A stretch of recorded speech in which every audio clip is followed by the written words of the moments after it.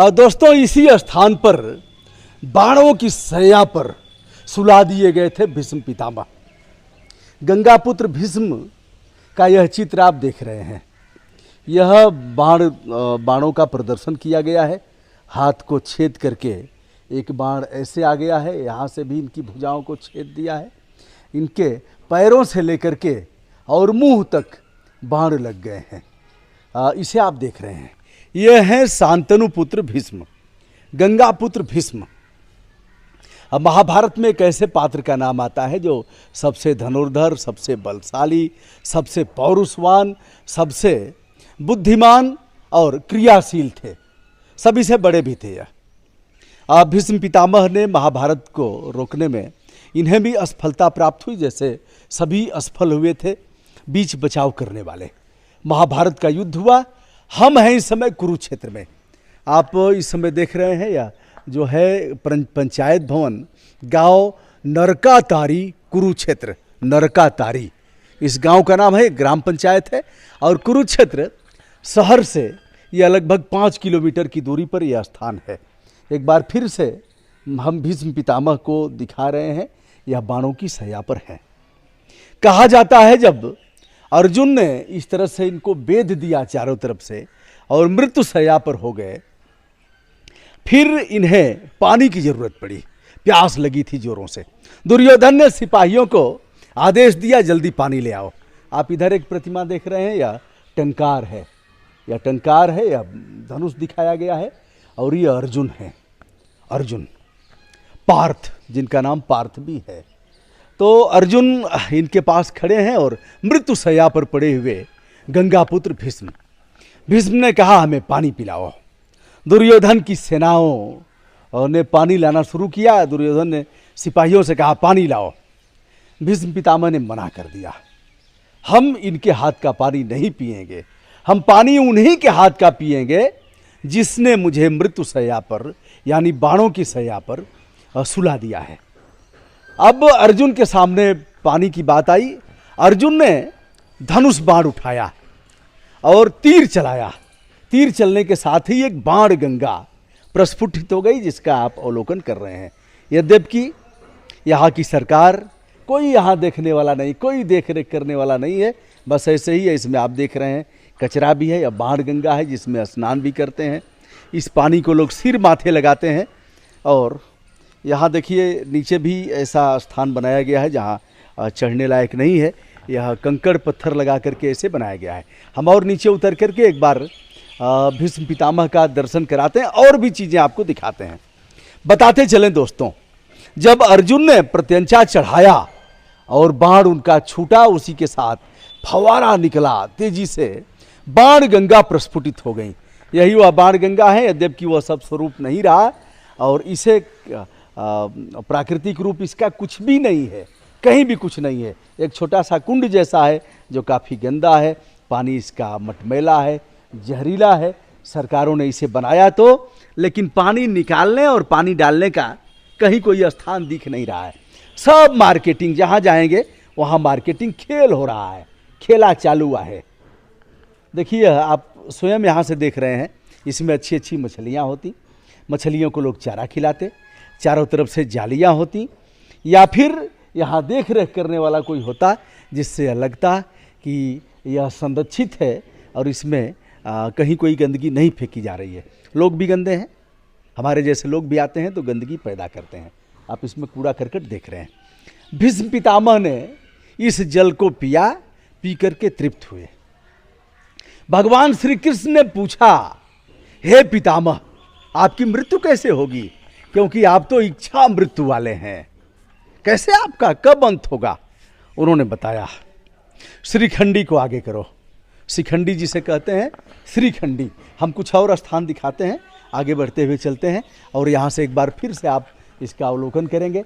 एक अशोक का वृक्ष है, एक बट वृक्ष है, यहाँ लाइट लगी हुई है, यहाँ भी एक बट वृक्ष है और एक पीपल का भी वृक्ष है। यहाँ भद्रकाली की एक प्रतिमा है जिसे हम दिखाएंगे आपको। तो पितामह ने कहा कि हमारी मृत्यु तभी होगी जब श्रीखंडी को हमारे आगे किया जाएगा।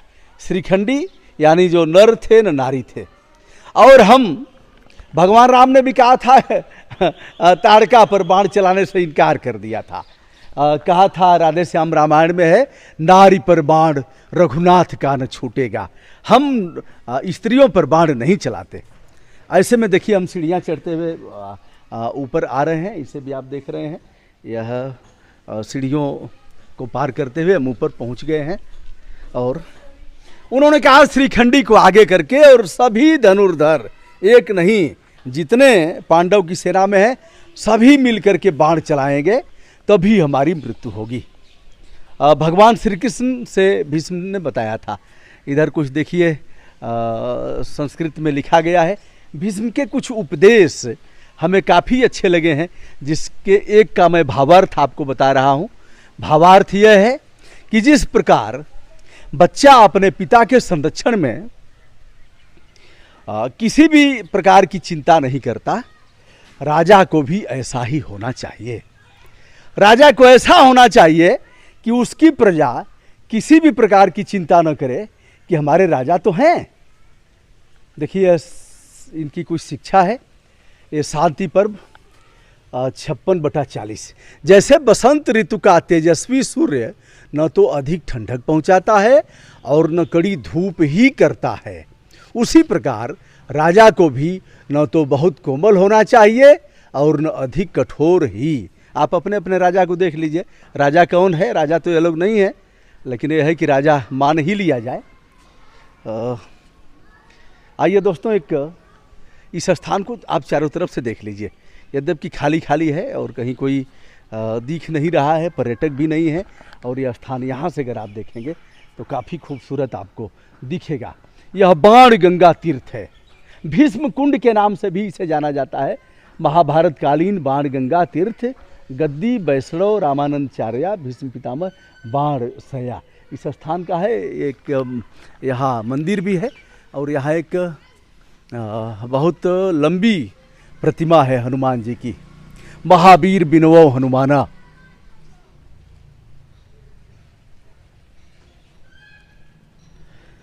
देखिए यह है प्रतिमा, यहाँ से आप देखिए काफ़ी ऊंची प्रतिमा है। यहाँ कुछ प्रसाद भी चढ़ाया गया है और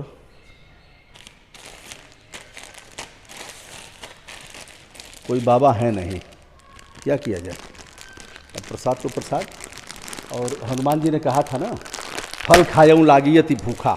फल इसलिए खाया कि भूख लगी थी, और कपि स्वभाव में तोड़ों रोखा, इसलिए मैंने तोड़ फोड़ किया, मतलब वृक्षों को, कि यह मेरे जाति का स्वभाव है। फिर कहा, रावण ने कहा मारा क्यों? चलो फल खाया, भूख लगी थी, तोड़ा ओड़ा उजाड़ दिया इसलिए कि ये तुम्हारे जाति का स्वभाव है। फिर मारा क्यों अक्षय कुमार को? कहा हमने ऐसे नहीं मारा, हे दशानन हमने ऐसे नहीं मारा। जिन मोहि मारा तिन में मारा, मैंने उसी को मारा जिसने मुझे मारा। तापर बाध्यो तने तुम्हारा। तो फल खाएहूँ लागियति भूखा। बजरंगबली की जय, क्षमा करिएगा, कोई है नहीं, और कोई बाबा रहते तो प्रसाद देते। तो यह तिल का है।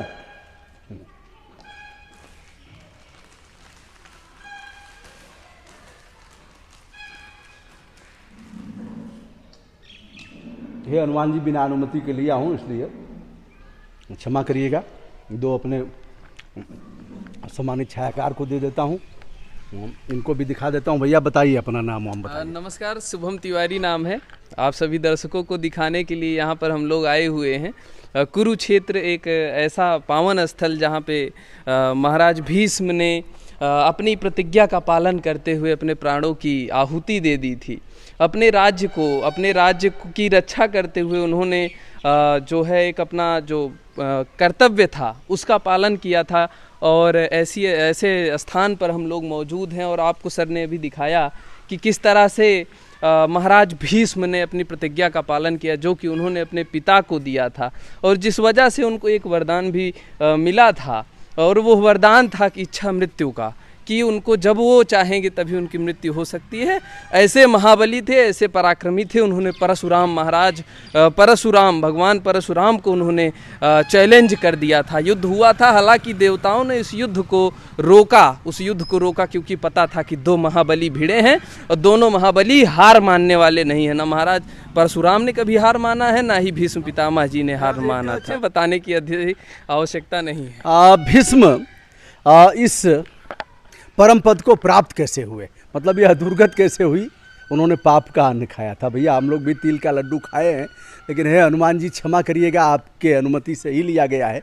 यहाँ कोई बाबा है नहीं और रखा गया था तो ठीक है। फल खाए लागी अति भूखा, कुछ भूख लगी थी इसलिए खा लिया है। नरकातारी कुरुक्षेत्र भीष्म कुंड है जहाँ हम दिखा रहे हैं। यहीं भीष्म बाण शैया पर लेटे थे और यहीं उन्होंने अपना प्राण त्यागा था। विनम्रता के साथ सादर नमस्कार, बहुत बहुत धन्यवाद।